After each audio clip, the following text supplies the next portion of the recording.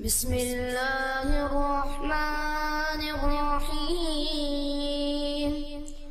अल्लाहु वलियुल्लज़ीना आमनू युख़रिजुहुम मिनज़्ज़ुलुमाति इलन्नूर वल्लज़ीना कफ़रू औलियाउहुमुत्ताग़ूतु युख़रिजूनहुम मिनन्नूरि इलज़्ज़ुलुमात उलाइका अस्हाबुन्नार हुम फ़ीहा ख़ालिदून। अस्सलामु अलैकुम वरहमतुल्लाहि वबरकातुहू। अल्हम्दुलिल्लाहि रब्बिल आलमीन वस्सलातु वस्सलामु अला सय्यिदिल अंबिया'i वल मुरसलीन व अला आलिहि व सहबिहि अजमईन अम्मा बाद। मोहतरम हाज़रीन, अल्लाह तबारक व तआला ने दुनिया में जो रिज़्क़ का निज़ाम बनाया है, रोज़ी रोटी का जो सिस्टम बनाया है, ये सिस्टम ऐसा है कि किसी के ऊपर अल्लाह ताला रोज़ी को कुशादा कर देता है और किसी के ऊपर रोज़ी को तंग कर देता है। कोई अमीर है, कोई गरीब है, कोई किसी के पास इतना है कि वो दूसरों की मदद कर सकता है और किसी के पास इतना भी नहीं है कि वो दूसरों की मदद का मोहताज होता है। तो अल्लाह ताला ने रिज़्क़ के इस निज़ाम की वजह से ज़कात का एक हुक्म शरीयत में दिया है। ज़कात का ये हुक्म इसीलिए है ताकि दौलत की जो तक़सीम है वो बैलेंस्ड हो जाए। जो लोग मालदार हैं उनके ऊपर ज़कात फ़र्ज़ की गई ताकि समाज का वो तबका जो गरीब हैं, फ़कीर हैं, मिस्कीन हैं, उनकी ज़रूरतें पूरी हों। ज़कात इस्लाम का तीसरा रुकन है। इस्लाम के जो 5 पिलर्स हैं, 5 सतून हैं जिनके ऊपर इस्लाम की बुनियाद कायम है, उसमें सबसे पहली चीज़ क्या है? अल्लाह ताला की तौहीद और उसके रसूल की रिसालत की गवाही देना। दूसरी चीज़ नमाज, तीसरी चीज़ है ज़कात। चुनांचे अल्लाह के रसूल सल्लल्लाहु अलैहि वसल्लम हज़रत मुआज़ इब्न जबल को जब यमन भेज रहे थे तो आपने उनसे फरमाया था कि फ़इन्हुम अताउ लिज़ालिक, कि जब लोग नमाज कायम कर लें, तुम्हारी बात मान लें, फ़अलिमहुम, तो उनको बताओ, अन्नल्लाह इफ्तरद अलैहिम सदक़ा, कि अल्लाह ताला ने उनके ऊपर ज़कात फ़र्ज़ की है, तुख़ज़ु मिन अग़नियाइहिम, जो उनके अमीरों से ली जाएगी, व तुरद्दु अला फ़ुक़राइहिम, और उनके गरीबों पर लौटाई जाएगी। ज़कात का माना क्या होता है? ज़कात के 3 माना होते हैं अरबी ज़ुबान में। ज़कात का एक माना होता है किसी चीज़ के अंदर बढ़ोतरी का होना, किसी चीज़ का बढ़ना। ज़कात का दूसरा माना पाक साफ़ होना, और ज़कात का तीसरा माना तारीफ़ करना। शरीयत में ज़कात किसको कहते हैं? शरीयत की टर्म के अंदर ज़कात किसी ऐसे इंसान के ऊपर जो शरीयत के हिसाब से साहिब निसाब हो, उसके माल के अंदर एक मखसूस हिस्सा है, एक स्पेसिफ़िक अमाउंट है, उस अमाउंट का नाम या उस हिस्से का नाम ज़कात है। ज़कात का नाम ज़कात इसीलिए पड़ा कि इससे माल में बढ़ोतरी भी होती है, इससे ज़कात देने वाला गुनाहों से साफ़ होता है और ख़ुद इंसान का माल पाक और साफ़ होता है। ज़कात की अगर अहमियत की बात करें तो कुरान मजीद में अल्लाह ताला ने बहुत सारे मकामात पर नमाज के साथ ज़कात का ज़िक्र किया है। कुरान में आपको बार बार ये लफ्ज़ मिलेगा, अक़ीमुस्सला व आतुज़्ज़का, नमाज कायम करो, ज़कात अदा करो। ज़कात देने वालों की तारीफ़ की है अल्लाह ने, ज़कात देने वालों को कामयाब बंदों में शुमार किया है। और कुरान की बहुत सारी आयतें, मिसाल के तौर पर सूरह बकरा की आयत नंबर 43 में अल्लाह ताला ने फरमाया कि वह अक़ीमुस्सलात व आतुज़्ज़काता वरकऊ मार राकिईन, नमाज कायम करो, ज़कात अदा करो और रुकू करने वालों के साथ रुकू करो। ज़कात की हिकमत क्या है? ज़कात की सबसे पहली हिकमत तो ये है कि ये इस्लाम का एक रुकन है और इसको जब हम अदा करते हैं तो हमारा ईमान कंप्लीट होता है। ज़कात दिए बग़ैर हमारा ईमान कंप्लीट नहीं हो सकता अगर हमारे ऊपर ज़कात फ़र्ज़ है। ज़कात की दूसरी हिकमत ये है कि ज़कात देने से अल्लाह ताला की इबादत और इताअत हासिल होती है। जैसे नमाज एक इबादत है, जैसे रोज़ा एक इबादत है, वैसे ही ज़कात एक इबादत है। ज़कात के ज़रिए अल्लाह राज़ी होता है, अल्लाह की इताअत हासिल होती है। ज़कात का तीसरा मकसद, उसकी हिकमत ये है कि माल एक आजमाइश है और हर इंसान के दिल में माल की मोहब्बत है। ज़कात के ज़रिए अल्लाह ताला हमारी उस माल की मोहब्बत का इम्तिहान लेता है कि तुम्हारे दिल में माल की ज़्यादा मोहब्बत है या अल्लाह की ज़्यादा मोहब्बत है। एक इंसान जब अपने माल की ज़कात निकालता है तो इस बात की निशानी होती है कि उसके दिल में अगरचे माल की मोहब्बत है मगर अल्लाह और उसके रसूल की मोहब्बत माल से ज़्यादा है। ज़कात की एक हिकमत ये भी होती है कि अल्लाह ने हमको नवाजा है, समाज का वो तबका जो गरीब है, फ़कीर है, उनका हमारे दिल में दर्द है, उनके ऊपर हमारे दिल में एक रहम का जज्बा है। ज़कात इसको इंडिकेट करती है। ज़कात जब हम देते हैं तो इस बात की अलामत होती है कि उन गरीबों का भी हम ख्याल रखते हैं। हम तो खाना खाते हैं लेकिन जिनके घर में खाना नहीं बन पाता, जो भूखे हैं, उनकी भूख का एहसास ज़कात के ज़रिए हमें होता है। ज़कात के ज़रिए बहुत सारे क्राइम्स का खात्मा हो सकता है।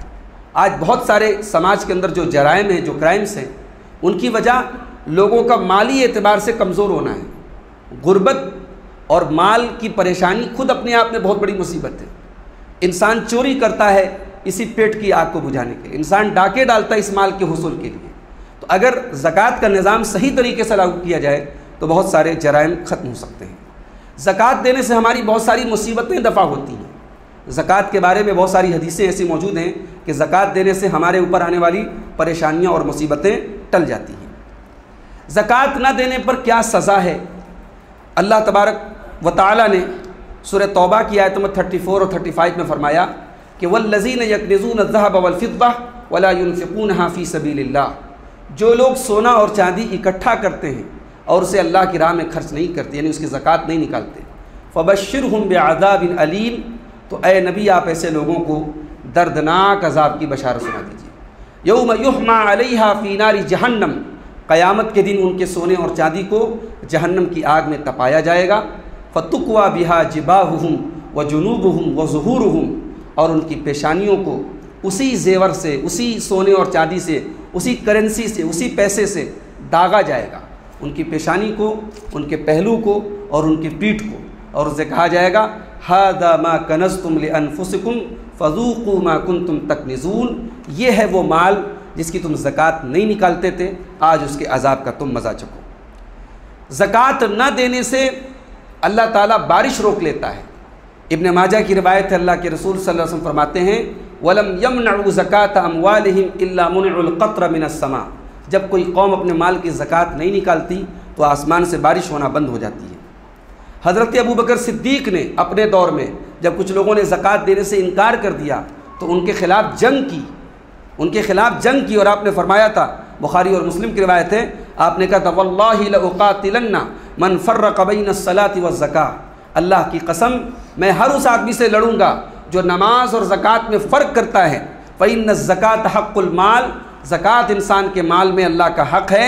वल्लाहि लौ मनऊनी इक़ालन, अगर ये लोग अल्लाह के रसूल के दौर में एक रस्सी भी देते थे और आज मुझे नहीं देंगे, लक़ातलतुहुम अला मनइही, तो उसकी वजह से मैं उनसे जंग करूँगा।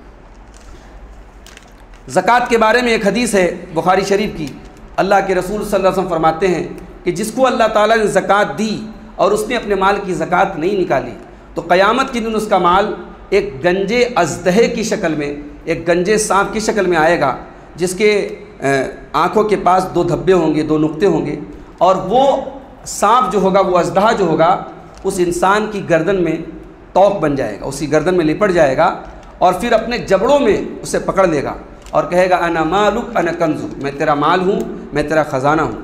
उसके बाद अल्लाह के नबी सल्लल्लाहु अलैहि वसल्लम ने सूरह आल इमरान की आयत नंबर 180 की तिलावत की कि वला यहसबन्नल्लज़ीना यबख़लूना बिमा आताहुमुल्लाहु मिन फ़ज़्लि, कि जो लोग अल्लाह ताला के दिए हुए रिज़्क़ में बख़ीली करते हैं और उसमें ज़कात नहीं निकालते, उसको वो अच्छा न समझें, हुआ खैरन लहुम, उसको अच्छा न समझें, बल हुआ शर्रुन लहुम, वो उनके हक़ में बुरा है।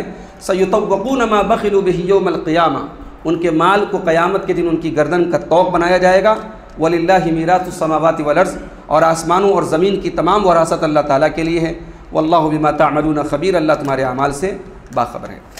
ज़कात किस किस माल में फ़र्ज़ है? तो याद रखिए ज़कात 5 टाइप के माल में फ़र्ज़ है। नंबर 1, जो चौपाए होते हैं, गाय, बैल, बकरी, ऊँट वग़ैरह, तो जो लोग उसका कारोबार करते हैं या उसको पालते हैं तो उसका एक निसाब बताएगा कि इतने ऊँट हों तो ज़कात है, इतनी गाय हो तो ज़कात है, इतने बकरियाँ हो तो ज़कात है।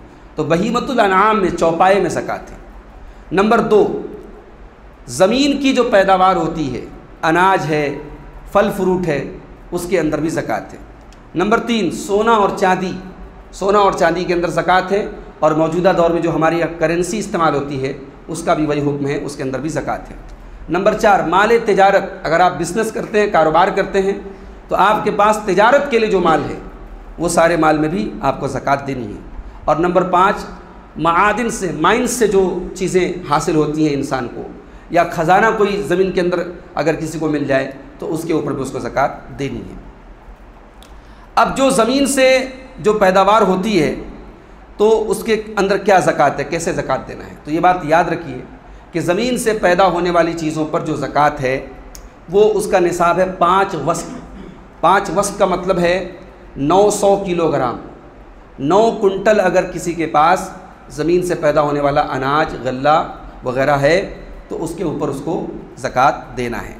कितनी देनी है उसके ऊपर ज़कात, तो उसके बारे में अल्लाह के नबी फरमाते हैं, फ़ीमा सक़तिस समाउ वल उयून औ कान असरियन अल उश्र, कि जो चीज़ आसमान की बारिश से पैदा होती है उसको हमें सिंचाई नहीं करना पड़ता, आसमान की बारिश से उसकी सिंचाई हो जाती है, या ज़मीन के चश्मों से उसकी सिंचाई हो जाती है, या वो ज़मीन की तरावट और ज़मीन की अपनी जो नमी होती है उससे वो चीज़ तैयार हो जाती है, तो उसमें जो ज़कात होगी वो 10% होगी, उश्र होगी। और जिसकी सिंचाई, जिस चीज़ को सैराब किया जाए ऊँटों के ऊपर पानी लाद कर, या आज के दौर में ट्यूबवेल वगैरह के ज़रिए अगर हम उसकी सिंचाई करते हैं तो उस पर जो है निस्फ़ उश्र यानी 20वां हिस्सा यानी 5% उस पर हमको ज़कात देनी है। तो ये हो गई ज़मीन की पैदावार की ज़कात। सोने और चांदी की ज़कात कैसे देंगे? सोने का, हदीस में चांदी का जो निसाब बताया गया वो 200 दिरहम है, और अल्लाह के रसूल सल्लल्लाहु अलैहि वसल्लम के ज़माने में जो दिरहम चलता था उसको जब नापा गया तो तकरीबन बाज़ उलमा ने ये कहा कि 595 ग्राम चांदी जो है वो 200 दिरहम के बराबर होती है।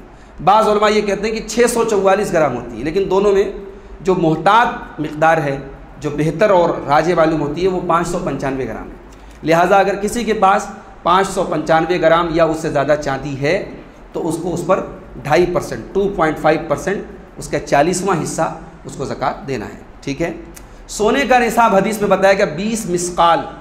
अब ये जो 20 मिस्काल होता था इसका वज़न मौजूदा ग्राम के अतबार से हम निकालें तो 85 ग्राम, 85 ग्राम अगर किसी के पास सोना है या उससे ज़्यादा है तो उसका वो 2.5% अल्लाह की राह में ज़कात निकालेगा। अब एक सवाल ये पैदा होता है कि क्या सोना और चांदी अगर दोनों निसाब को ना पहुँच रहे हो तो क्या दोनों को मिक्स करके किसी एक को निसाब तक पहुँचाया जाएगा? इस मसले में उलमा का इख्तलाफ है। ज़्यादा राजे बात यह है कि दोनों को मिलाया नहीं जाएगा, क्योंकि चांदी मुस्तकिल एक जिन्स है और सोना मुस्तकिल एक जिन्स है, दोनों का अलग अलग निसाब बताया गया है। दोनों को एक दूसरे में मिक्स करके किसी एक का निसाब, अगर मान लीजिए चांदी आपके पास निसाब के नीचे है और सोना भी निसाब के नीचे है तो फिर ज़ाहिर है दोनों पर ज़कात नहीं है। ऐसा नहीं करेंगे हम कि सोने को मिला करके हम चांदी की ज़कात निकालेंगे, ऐसा नहीं करेंगे। ज़ेवरात का मसला क्या है? ज़ेवरात में सोने और चांदी के अलावा अगर किसी चीज़ का ज़ेवर है, प्लेटिनम का ज़ेवर है या इसी तरीके से डायमंड वगैरह के ज़ेवर हैं, तो उस पर तो बिल इत्तेफाक ज़कात नहीं है। सोने चांदी के अलावा किसी भी ज़ेवर के ऊपर ज़कात नहीं है। हाँ, किसी का बिज़नेस हो, मान लीजिए किसी का डायमंड का बिज़नेस है तो वो अलग मसला है, लेकिन अगर कोई यूज़ करने के लिए घर में औरतें अगर सोने चांदी के अलावा के जितने ज़ेवरात हैं उनकी ज़कात उनको नहीं देनी है। सोने चांदी की जो इस्तेमाल किए वाले ज़ेवरात हैं, जो औरतें इस्तेमाल करती हैं, उस पर ज़कात है या नहीं है, इस पर उलमा के दो ग्रुप हैं। उलमा की एक जमात कहती है कि औरत जो ज़ेवरात बतौर सेविंग रखती है, जो ज़ेवरात इस्तेमाल नहीं करती है, उस पर तो ज़कात है, इस्तेमाल किए जाने वाले ज़ेवर के ऊपर ज़कात नहीं है। अरब के अक्सर उलमा का यही फतवा है। लेकिन दलीलों के एतबार से, जो हदीसों से जिस बात की तायीद होती है और सहाबा के आसार से जिस बात की तायीद होती है, कुरान की आयत से जिस बात की तायीद होती है, वो ये कि सोने चांदी के ऊपर जब ज़कात है तो चाहे वो अलमारी में हम रखे हों, चाहे औरत उसको इस्तेमाल कर रही हो, उस सोने और चांदी के ज़ेवर पर उसको ज़कात देनी है। इस सिलसिले में यही बात राजी और मजबूत नज़र आती है। तो ये ज़कात के ताल्लुक़ से चंद अहम मसाइल हैं। हम इंशाअल्लाह कल इस गुफ्तगू को मज़ीद आगे बढ़ाएंगे और ज़कात के जो मसारिफ़ हैं, ज़कात किसको किसको हम दे सकते हैं और ज़कात के ताल्लुक़ से कुछ और ज़रूरी मसाइल हम इंशाअल्लाह कल की गुफ्तगू में आपके सामने बयान करेंगे। अल्लाह से दुआ है रब्बुल आलमीन हम सबको अपनी तमाम इबादतों में सुन्नत की इत्तिबा करने की तौफीक अता फ़रमाए। अल्लाह हमारी इबादतों को कबूल फ़रमाए, हमारी इबादतों में इखलास पैदा फ़रमाए। आमीन। व आखिर दावाना अनिल हम्दुलिल्लाहि रब्बिल आलमीन। अस्सलामु अलैकुम व रहमतुल्लाहि व बरकातुहू।